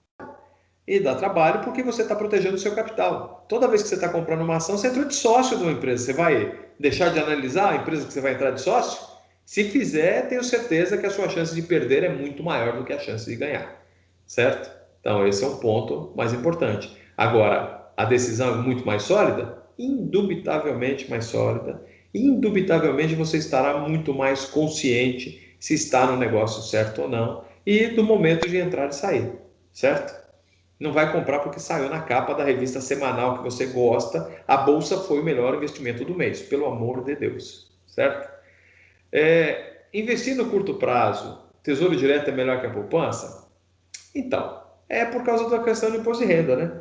Se eu pegar um curto prazo e comprar um título Selic e ele paga 20% de imposto de renda, é Selic menos 20%. Se a poupança roda 70% da Selic, ele ganha mais, né? Eu estou tendo 80 contra 70. Então, mesmo com o imposto de renda, vale a pena pegar e fazer. Então, o imposto de renda faz um diferencial, mas nesse caso em especial, o Tesouro Direto com o imposto de renda vale mais do que a poupança. Agora, se você encontrar uma LCI do banco de primeira linha, dentro dos 250 mil, pagando muito, né, do Fundo Garantidor de Crédito, why not? Né? Por que não fazer? Então, podem fazer. Acho que vale a pena, tá?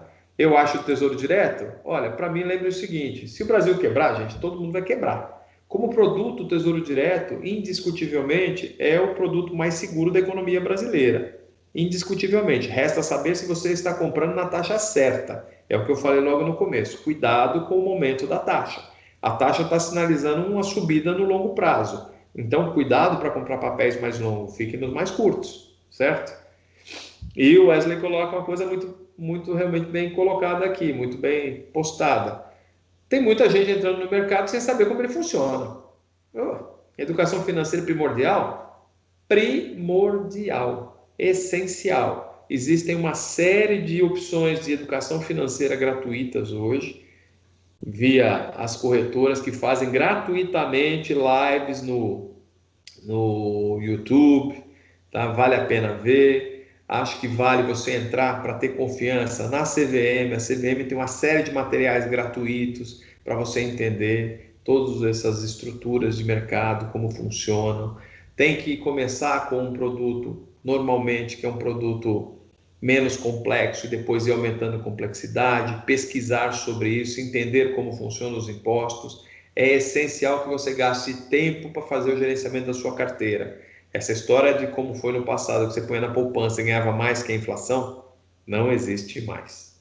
Não existe mais. Esse é um outro, se eu posso dizer, como eu disse, batido, o tal do novo normal. Essa é a circunstância onde nós vamos viver por alguns anos. Portanto, aprendam a fazer isso. Vai comprar um título de uma empresa, não interessa se é ação ou se dívida, analise a empresa. Vocês estão dando crédito para ela ou estão entrando de sócio. Se não analisar, sorry, o que vocês estudaram? Vocês estão fazendo aí, vocês têm matérias de finanças? Contadores, pelo amor de Deus, conhecem o balanço de cabo a rabo? Usem para o bem próprio, analisem. Vocês estão aí, por que não fazer? Então, pessoal, importantíssimo. Existe uma responsabilidade do investidor e vocês têm essa responsabilidade. Vocês estudaram para ter a capacidade de entender e poder fazer o investimento de uma forma mais segura. Se você não consegue gerenciar ele para você, imagina você sentado para ser o gerente financeiro de uma empresa. Será que você está preparado para fazer? Se você não tem coragem de fazer para você, será que você vai fazer para a empresa? Então, tome cuidado, aprenda. E outra, estudar sempre. Sempre. Estar informado sempre. É obrigação da gente. Num mundo como esse, onde é a era da informação, não tem desculpa para você dizer que efetivamente você não tem. Ah, eu não consigo ler hoje porque eu não tenho tempo. Mas tem tempo para ver o Instagram, né? O Facebook, para ler as bobajadas do Twitter, que uma boa parte das coisas que o pessoal coloca de opinião não são opiniões nada, né? Peguem as coisas que valem a pena, estudem. Tem muitas coisas boas aí no mercado, tem muita coisa boa para dar uma olhada, mas valorizem, considerem, tá? Por favor, não entre naquelas discussões, mas fulano disse isso, ciclano disse aquilo. Vai lá, faz a sua opinião, estuda, vê o seu ponto de vista. E isso serve para tomar decisão. Márcio falou agora há pouco da Oi. Vocês vão pegar a situação, a Oi perdeu o que tinha que perder de valor quando entrou na situação toda de recuperação judicial. Agora, acompanhe o que está acontecendo com a empresa, que está ligada à valorização dela. Ela está fazendo a negociação para vender as torres, ela está fazendo a negociação para vender os assinantes e as linhas de celular. Vejam bem, ela vai conseguir recuperar? Possivelmente sim, os credores vão recuperar. Agora, quem mais tem chance de ganhar? Quem comprar também, né? Então, será que é só a Oi? Ou a TIM, a Vivo, tem uma chance também de crescer? A Claro, né? Então, olhem o setor, entendam o que está acontecendo. Quem é que pode ter uma oportunidade melhor? Certo? E aí sim, saiba o nível de risco, né?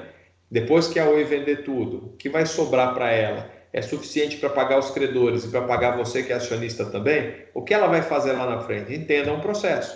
Pode ser que seja um belo negócio, como pode não ser. Pode ser só um movimento de curto prazo alimentado por informação de jornal. O jornal falou lá que ela está vendendo, um monte de gente foi e falou, olha, a empresa está vendendo, vai fazer mais lucro e vai distribuir. Verdade? Não, ela está num plano de recuperação judicial. Ela tem que pagar os credores primeiro, né? Então, vão ponderando para que lado as coisas vão indo para vocês tomarem as decisões corretas. Mas, como sempre, a meu ver, se não for aquela pessoa que tem o tempo todo para ficar analisando o mercado e notícias o tempo todo com um terminal na frente, a lá Bloomberg, Broadcast, Reuters ou alguma coisa em tempo real, se eu fosse vocês, eu faria uma análise fundamentalista. Eu acho que ela tem muito mais chance de dar certo do que fazer uma análise gráfica ou análise técnica, tá? A meu ver, porque eu não tenho tempo mais de ficar olhando um terminal eletrônico. Só isso. Agora, se eu tenho tempo para ficar olhando e vejo as movimentações de curtíssimo prazo, posso tentar aproveitar arbitrando, comprando e vendendo no mesmo dia, com base nas informações que eu tenho, tá? Então, vale a pena dar uma olhada, né? Vale a pena. O colega colocou, inclusive, aqui uma página da Bloomberg fazendo alguma compensação aqui do dólar, da taxa de dólar. Bah, essa é uma outra boa aposta, né? E o dólar, será que está caro, está barato? Como é que é essa história, né? Imaginem para as empresas brasileiras, se esse dólar caísse e pudesse fazer uma importação com valores, sabe, hiper competitivos para o momento que a gente está recuperando a economia. Podemos colocar em risco a indústria, né? Então, vale a pena, creio que para todos, vale a pena a gente dar uma olhada com muito carinho se o dólar realmente está caminhando para a melhor coisa, né? Então, eu acho que basicamente é isso, meninos, por essa parte, né? Eleições americanas, puxa vida. Wesley, eleição americana é uma coisa complexa. O país está dividido, tá? Muito parecido conosco, né? Está bastante dividido. Como toda eleição americana, eu acho que a priori o presidente em exercício tem muita chance de se reeleger. Muita chance, seja quem for. Acontece que nesse caso em especial, eu acho que o Trump está esticando muito a corda e corre o risco de ter algum movimento contrário a ele. Mas, normalmente, quem tem a máquina pública tem muita chance de conseguir ficar na Casa Branca. E isso não acontece só lá, né? É a mesma coisa aqui, prefeitos esse ano. Vocês acham que os caras da reeleição não têm grande chance de ficar? A maior parte deve ser reeleito, né? Como acontece praticamente em todas as eleições. Então, existem poucas oportunidades para os novos entrantes. Lá, a situação toda é o Biden, porque eu acho que não apareceu um candidato democrata de tamanho para poder efetivamente competir com o Trump sem a máquina, né? Esse candidato novo. Então, eu acho que aqui é uma das partes mais complexas, né? Então, eu creio que no final das contas, vai ser uma conquista do dia a dia, tá? Uma conquista do dia a dia. Acho difícil dizer, mas como falei, acho que esta estrutura do cara que está no poder ficar ainda é a que tem mais chance. Não torço para ele, tá? Não torço, eu não torço para ninguém, na verdade. Acho que para o Brasil como um todo é sempre importante a gente estar alinhado, só que eu não gostaria de estar desalinhado com a China, que é o nosso maior comprador de produto. Então, sabe, acho que efetivamente a gente precisa tomar bastante cuidado. Bem, acho que é isso. A eleição americana, chances do Trump? Grandes, grandes, porque ele está lá, porque ele está sentado lá. E porque não tem um candidato democrata que eu possa entender tão forte quanto. E os candidatos independentes, quem apareceu era o Michael Bloomberg, que acabou fugindo, né, no negócio. Então, infelizmente, acho que o Trump tem mais chance do que o outro. Não quer dizer que vai ganhar, mas que tem mais chance. A gente nunca pode dizer, sabe, que ele não possa fazer uma bobagem, ou não possa ter uma reviravolta nesse negócio, aumentar o número de votos, né? Convencimento dos delegados, etc. Mas, a priori, parece que ele continua ganhando. Tá? Essa é a ideia. Muito bem, gente. Como a Franciele está falando aqui, acho que essa foi a última das perguntas, mas depois, se vocês quiserem alguma coisa, podem passar para o professor Márcio, o professor me repassa depois, terei todo o prazer em poder responder alguma coisa. Tá? Bom, Gilson, agradecer a sua participação. A gente também tem duas alunas aqui Claro. que, para falar um pouquinho dessa questão até do teletrabalho, né, que é o trabalho home office, que é a Lígia e a Ellen, né? Aí eu vou direcionar perguntas para elas, para até interagir e falar um pouco, que você colocou aqui essa questão aí, até mesmo na empresa e na Entrevias, que hoje vocês estão com 130 pessoas trabalhando, então eu acho que é bom ela falar um pouquinho da experiência, né? Claro. E aí você pode até complementar alguma informação, se quiser, se desejar, tá? E agradecer muito a sua contribuição. A gente aprende a cada dia, né? Essa questão da pandemia que ninguém imaginava mesmo, que a gente viu aí que o vírus que veio para fazer essa mudança, e não os CEOs, os governos que quiseram fazer essas alterações. Lígia e Ellen, aí eu vou direcionar a pergunta aqui. Vocês podem falar um pouquinho dessa questão, o que levou a vocês essa experiência, né, em relação a quais seriam as vantagens e desvantagens na visão de vocês com relação ao trabalho em home office, né? E dentro desse trabalho em home office também, essas questões que a gente vê em casa, né? A relação com, às vezes, um animal de estimação, como que vocês fizeram, se tem, né? A questão de visitas, televisão, as atividades no dia a dia, até a concentração na produtividade. O que vocês podem falar um pouquinho sobre isso?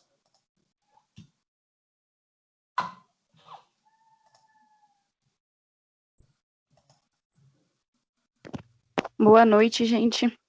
Vou falar um pouquinho sobre a minha experiência no trabalho remoto. Bom, todo mundo teve que se readaptar, né? Se readequar e foi necessário entrar com o trabalho remoto. Eu acredito que no início ninguém queria, eu particularmente não queria, estava meio resiliente com isso, mas foi necessário, então a gente tem que se adequar. Em relação às vantagens e desvantagens, uma vantagem que eu vejo é que agora eu posso ter mais autonomia do meu trabalho. Eu tenho que cumprir o que eu já cumpria, a demanda está um pouco maior, mas eu preciso fazer a entrega do mesmo jeito. Então, eu tenho que me policiar para poder criar autonomia dessa maneira. E tem outras questões também como vantagem. Não precisar pegar ônibus para ir até o escritório, essa questão de economizar transporte, economizar alimentação. Então, esses são os pontos positivos da gente não estar exposto ao mundo lá fora mesmo, porque os coletivos continuam muito cheios, então, e o vírus está aí. Em relação às desvantagens, essa questão que o professor Márcio citou a respeito de animais de estimação, eu aqui em casa não tenho, mas do vizinho dá para ouvir quando eu estou respondendo e-mail, quando eu estou no telefone eu consigo ouvir o latido do cachorro, e essa questão também de separar quando tem alguma pessoa aqui em casa, essas questões de televisão, Netflix, então isso é um ponto de desvantagem para mim. Eu tenho dificuldade até para poder, às vezes, concentrar quando a casa está um pouco mais cheia ou quando o cachorro está um pouco mais nervoso. Então, esses são os pontos que eu tenho para citar como desvantagem do trabalho remoto.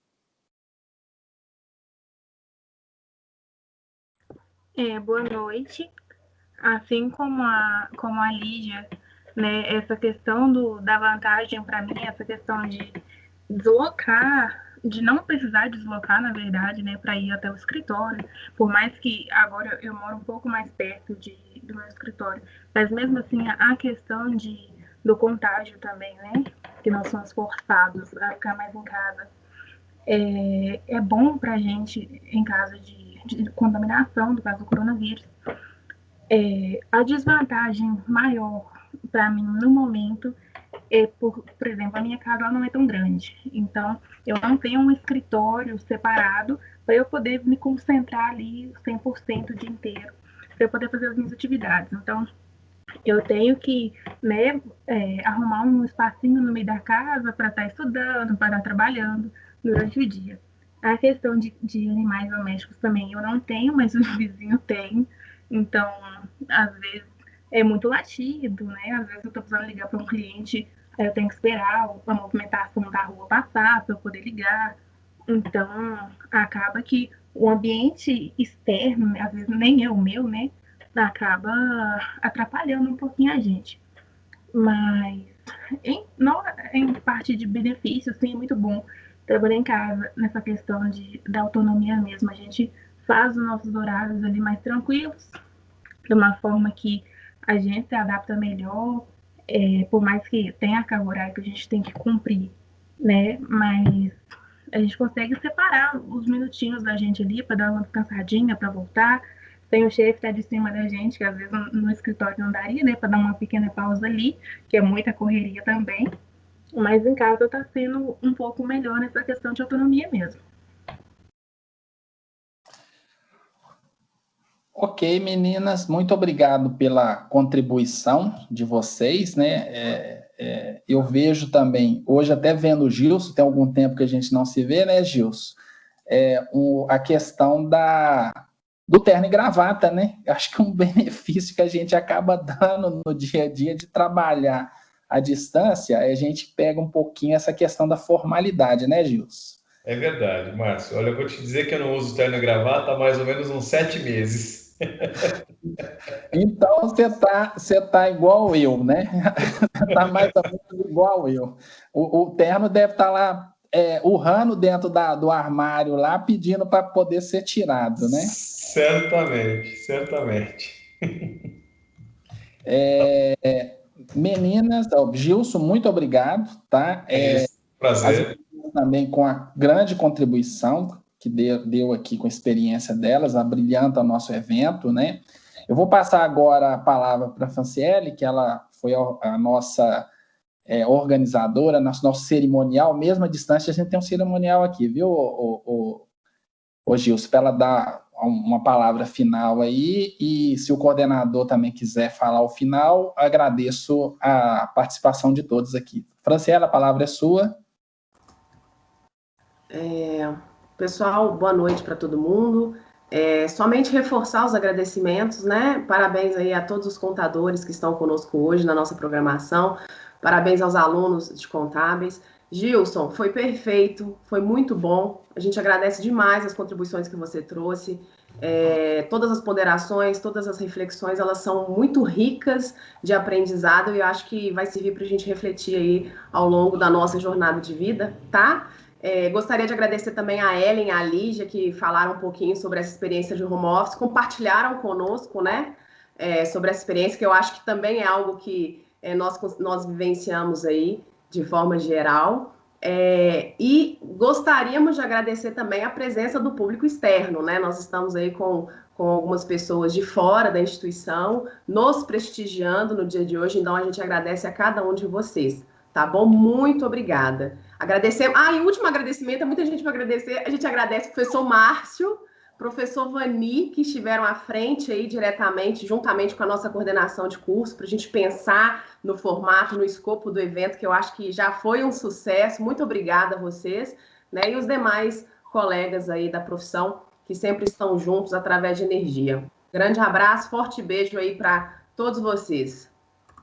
E antes de finalizar, vamos fazer o nosso registro aqui virtual agora, viu, Gilson? Que agora é o print da tela aqui, que é o registro aqui, ó.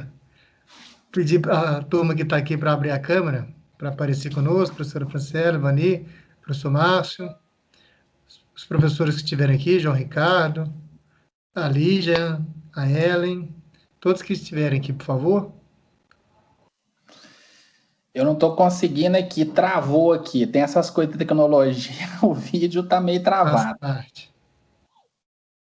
O Magno abriu aqui. A Frank é a nossa fotógrafa oficial aqui do print.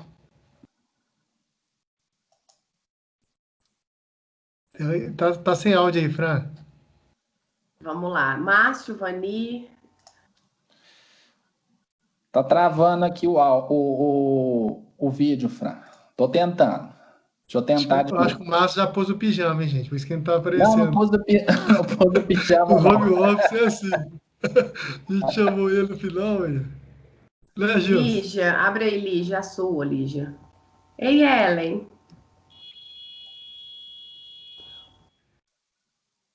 Isso. Acho que vai ter que fazer o print aqui, o professor Márcio não... Não tá abrindo, não. Seguiu, não. Não consegui abrir. Ele tá dando não funcionando. Então, vou printar aqui, do jeito que está.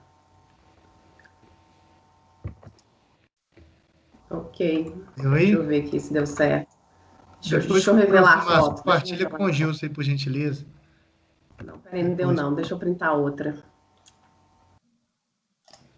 Deu? Beleza. Ok. Gilson, muito obrigado aí mais uma vez. Foi excelente, né? Alto nível. A turma gostou muito. E agradeço aí novamente, em nome do SENAC. Tenhamos todos aí uma excelente noite. Os nossos alunos ainda vão ter o segundo tempo aí de aula aí. Tá ótimo. Muito obrigado, professor. Obrigado, Carlos. Foi um prazer estar com vocês essa noite. Boa noite a todos. Muito obrigado, Deus. Boa noite. Tchau, tchau. Boa noite.